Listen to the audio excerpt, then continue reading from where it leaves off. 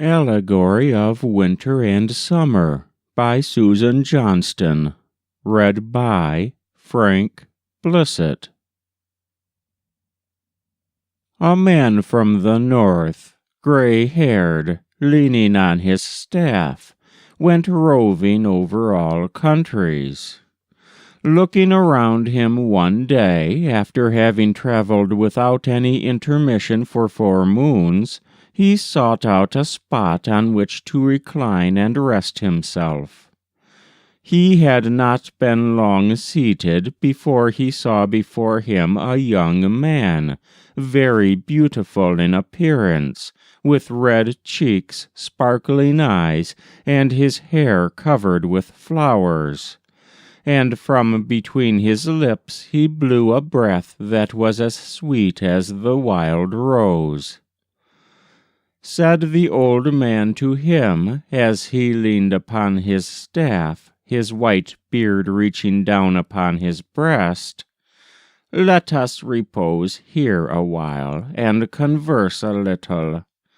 But first we will build up a fire, and we will bring together much wood, for it will be needed to keep us warm."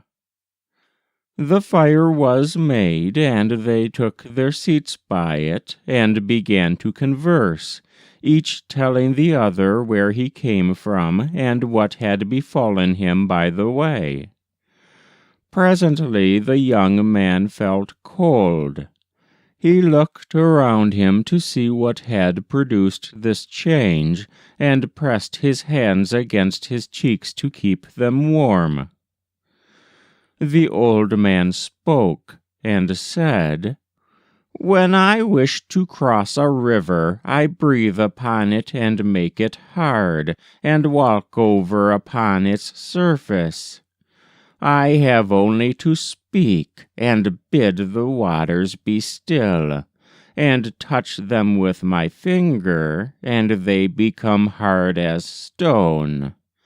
The tread of my foot makes soft things hard, and my power is boundless." The young man, feeling every moment colder still, and growing tired of the old man's boasting, and morning being nigh, as he perceived by the reddening east, thus began, "Now, my father, I wish to speak." "Speak," said the old man. "My ear, though it be old, is open, it can hear." "Then," said the young man, "I also go over all the earth. I have seen it covered with snow, and the waters I have seen as hard as stone. But I have only passed over them, and the snow has melted. The mountain streams have begun to flow, the rivers to move, the ice to melt.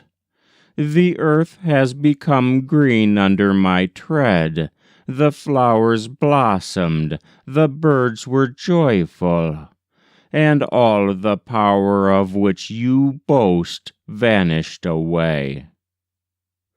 The old man drew a deep sigh, and shaking his head, he said, "I know thee, thou art Summer." "True," said the young man, "and here behold my head, see it crowned with flowers, and my cheeks, how they bloom. Come near and touch me. Thou art Winter. I know thy power is great, but, my father, thou darest not come to my country. Thy beard would fall off, and all thy strength would fail, and thou wouldst die." The old man felt this truth, for before the morning was come, he was seen vanishing away. But each, before they parted, expressed a hope that they might meet again before many moons. That was Allegory of Winter and Summer by Susan Johnston, read by Frank Blissett.